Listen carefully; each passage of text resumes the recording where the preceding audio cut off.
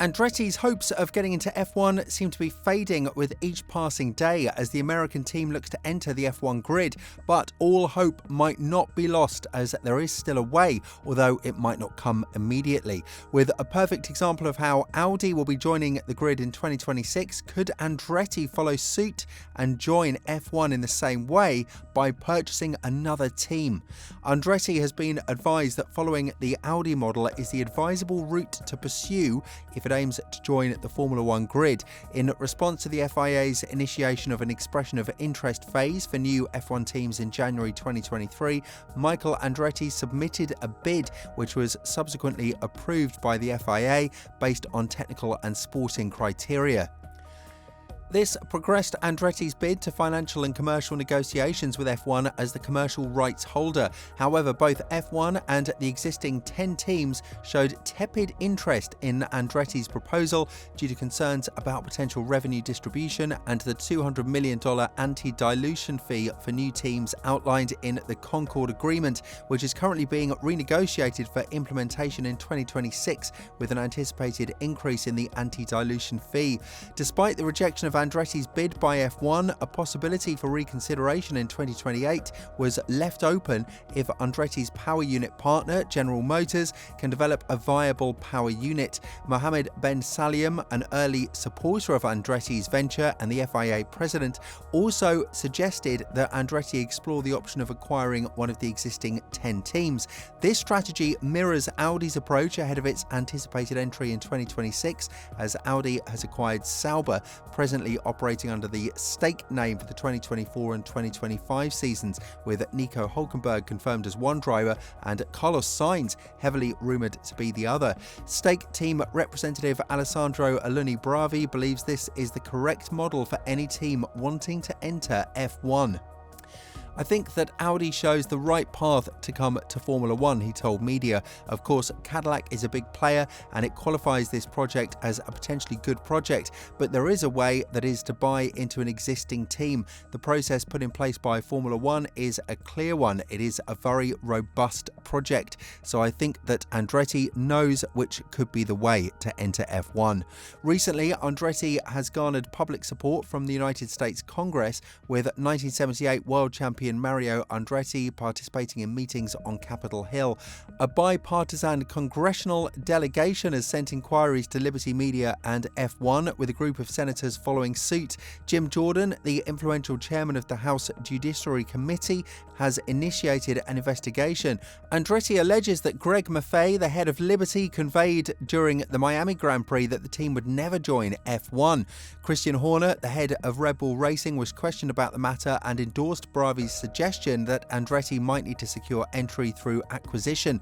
Andretti has great racing heritage. Mario is a legend of the sport, and Cadillac is a huge automotive manufacturer from the US, he said. Formula One has said in 2028 if they were to come with their own engine, they would obviously review it. But in addition to that, I think that if Andretti will want to come, a little like Audi acquired Sauber, I think to protect the current franchise and stability that we have in the sport, then obviously their best route to goal is to acquire one of the existing teams. I think that this isn't about anything to do with Andretti being American or anything like that. I think it's purely down to the business model that is Formula One.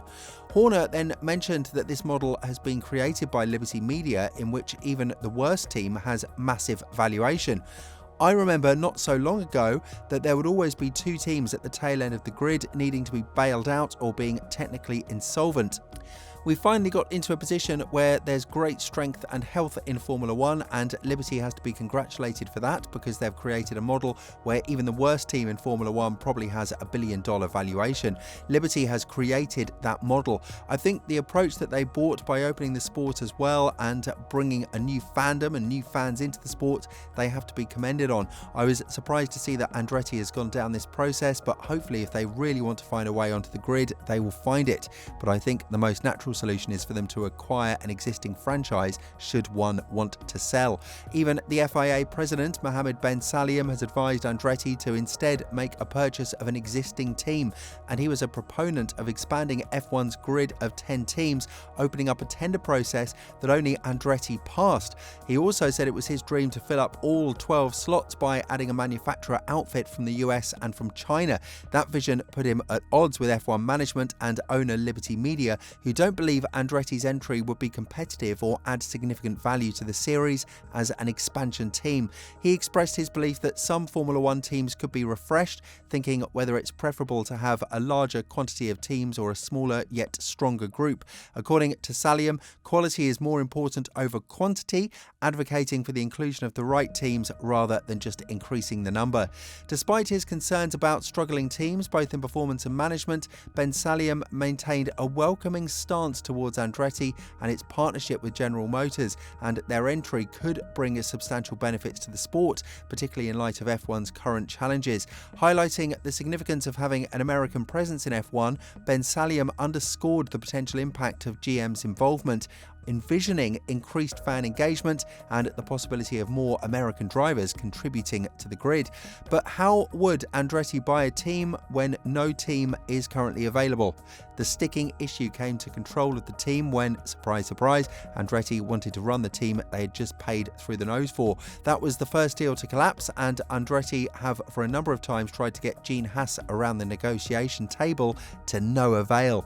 So what other team could he buy? Sauber is off the market now, and Haas have reiterated they are not for sale, while Williams are not going to sell up anytime soon. Even Red Bull's sister team RB have long-term goals they want to reach and do not think the time is right to sell. Alpine's shaky start has not been a good look for Renault, but there are no credible reports to suggest they're looking to cut their losses, while even getting one of the top 5 teams to start negotiations will be in the billion-dollar range. Andretti explored all these options and found no obvious way in. According to McLaren CEO Zak Brown, even the worst team on the grid now has a valuation of around $1 billion, given the F1 boom, and Andretti simply don't have that kind of money to stump up, even if someone were looking to sell. The second part of Ben Sulayem's statement is just as baffling. He suggested some teams needed to be refreshed before going on to contradict himself by saying F1 should have more teams and not any teams, but the right teams. So does the FIA process Andretti passed last year not make them the right team? At the bottom of the F1 grid, there are some pretty less than decent teams. Stake F1 have yet to score a point this season, and even if Audi are coming, there is still a potential year and a half of non-competitiveness. Williams have found it tough to continue their form of 2023 into this year, while Haas have not fallen as many would have predicted, but are still in a tough battle to score any kind of points. The argument so often used against Andretti is that they do not bring extra value to the sport, but does Stake F1 bring any value this year? Until Audi comes, that team will be stuck at the bottom, and even after Audi joins, as we mentioned, it's a question whether or not they'll be able to go beyond 7th in the constructors' standings. In Haas 174 race history, a single pole position is the highlight. Their average points per race is 1.47. Stake have not scored a point in the last 14 races, but Haas has improved this year, so potentially that is something to build on. Andretti are being asked to meet expectations far higher than what's expected of those already on the grid. Yeah, the existing teams deserve to be there, particularly after the challenges of the COVID pandemic, but if even Ben Sulayem is picking perceived holes in Andretti's bid, then what hope do they ever have of making it into F1? What do you think? Should Andretti buy a team or try to enter as the 11th team on the grid? Let us know down in the comments below, and we'll see you in the next video.